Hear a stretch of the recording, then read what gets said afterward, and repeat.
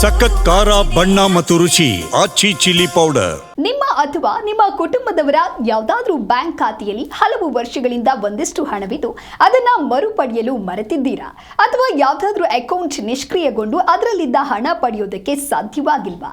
ಹಾಗಿದ್ರೆ ಹಳೆಯ ಅಕೌಂಟ್ನಲ್ಲಿರುವ ನಿಮ್ಮ ಹಣ ನಿಮಗೆ ಬಡ್ಡಿ ಸಮೇತ ಸಿಗಲಿದೆ. ಅರೆ, ಅದು ಹೇಗೆ ಸಾಧ್ಯ ಅಂತೀರಾ? ವಿವರವಾಗಿ ತೋರಿಸ್ತೀವಿ ನೋಡಿ.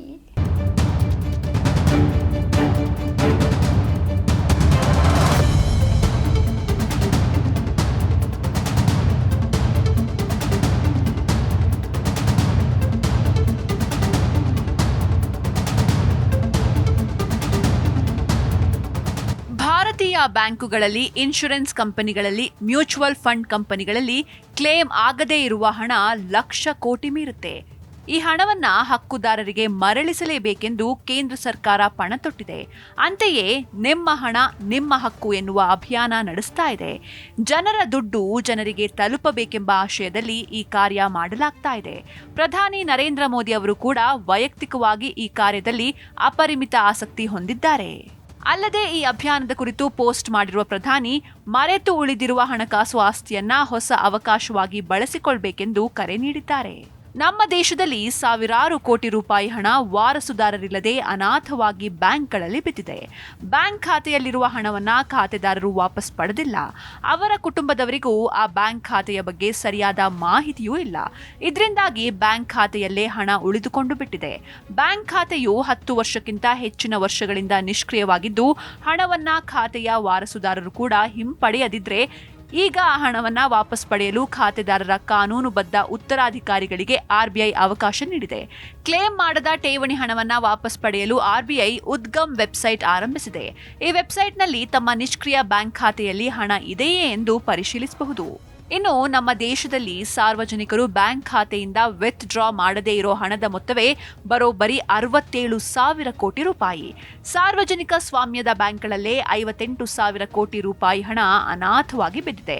ಇನ್ನು ಖಾಸಗಿ ಬ್ಯಾಂಕ್ಗಳಲ್ಲಿ 8,673 ಕೋಟಿ ರೂಪಾಯಿ ಹಣ ಅನಾಥವಾಗಿ ಬಿದ್ದಿದೆ.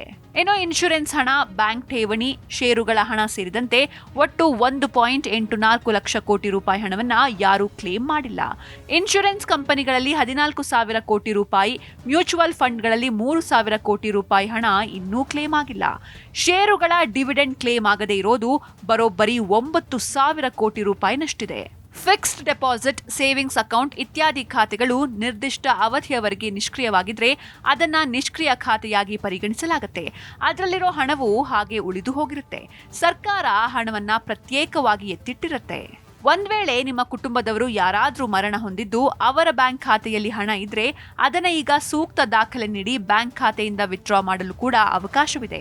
ನಿಮ್ಮ KYC ದಾಖಲೆ ಸಲ್ಲಿಸಿ ಬ್ಯಾಂಕ್ ಖಾತೆಯಿಂದ ಹಣವನ್ನ ವಿತ್ಡ್ರಾ ಮಾಡಬಹುದು. ದೇಶಾದ್ಯಂತ ಆರ್ಬಿಐ ನಿಷ್ಕ್ರಿಯ ಬ್ಯಾಂಕ್ ಖಾತೆಗಳಲ್ಲಿರುವ ಹಣವನ್ನ ಅದರ ಕಾನೂನುಬದ್ಧ ಉತ್ತರಾಧಿಕಾರಿಗಳು ವಾರಸುದಾರರಿಗೆ ನೀಡಲು ಅಭಿಯಾನವನ್ನೇ ನಡೆಸ್ತಾ ಇದೆ. ಸಾಮಾನ್ಯ ಗ್ರಾಹಕರು, ಜನಸಾಮಾನ್ಯರಿಗೂ ಮೊಬೈಲ್, ವಾಟ್ಸ್ಆಪ್ ಮೆಸೇಜ್ಗಳು ಆರ್ಬಿಐನಿಂದ ಬರ್ತಾ ಇವೆ. ಖಾತೆದಾರರು ಮೃತಪಟ್ಟಿದ್ದು ಅಥವಾ ಹಾಗೆಯೇ ಮರೆತು ಬಿಟ್ಟಿರೋದು, ನಾಮಿನಿಗಳಿಲ್ಲದೆ ಇರೋದು, ಇವೇ ಮುಂತಾದ ಕಾರಣಗಳಿಂದ ಹಣ ಕ್ಲೇಮ್ ಆಗದೆ ಉಳಿದಿರಬಹುದು. ಆ ಖಾತೆದಾರರು ಅಥವಾ ನಾಮಿನಿಗಳು ಅಥವಾ ಕಾನೂನಾತ್ಮಕವಾಗಿ ವಾರಸುದಾರರಾಗಿರೋರು ಹಣಕ್ಕೆ ಕ್ಲೇಮ್ ಮಾಡಬಹುದು. ಹೀಗೆ ಹಣಕ್ಕೆ ಕ್ಲೇಮ್ ಸಲ್ಲಿಸಲು ಸರ್ಕಾರ ವಿವಿಧ ಮಾರ್ಗಗಳ ಅವಕಾಶ ಕೊಟ್ಟಿದೆ. ಬ್ಯಾಂಕ್ ಹಣಕ್ಕೆ ಕ್ಲೇಮ್ ಮಾಡಲು ಆರ್ಬಿಐನಿಂದ ಉದ್ಗಮ್ ಪೋರ್ಟಲ್ ಇದೆ. ಕ್ಲೇಮ್ ಆಗದೇ ಇರುವ ಇನ್ಶೂರೆನ್ಸ್ ಪಾಲಿಸಿ ಹಣ ಪಡೆಯಲು BIMABHAROSA.gov.in ವೆಬ್ಸೈಟ್ಗೆ ಭೇಟಿ ನೀಡಿ. ಕ್ಲೇಮ್ ಆಗದೇ ಇರುವ ಮ್ಯೂಚುವಲ್ ಫಂಡ್ ಹಣಕ್ಕೆ ಸೆಬಿಯಿಂದ ಮಿಟ್ರಾ ಪೋರ್ಟಲ್ ಇದೆ. ಕ್ಲೇಮ್ ಆಗದೇ ಇರುವ ಷೇರು IEPF.gov.in ಪೋರ್ಟಲ್ಗೆ ಭೇಟಿ ನೀಡಿ.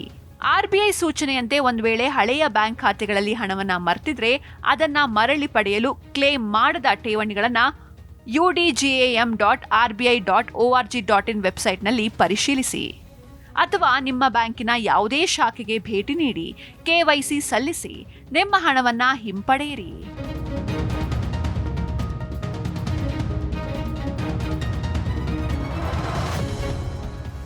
Desk bureau, Zee Kannada news.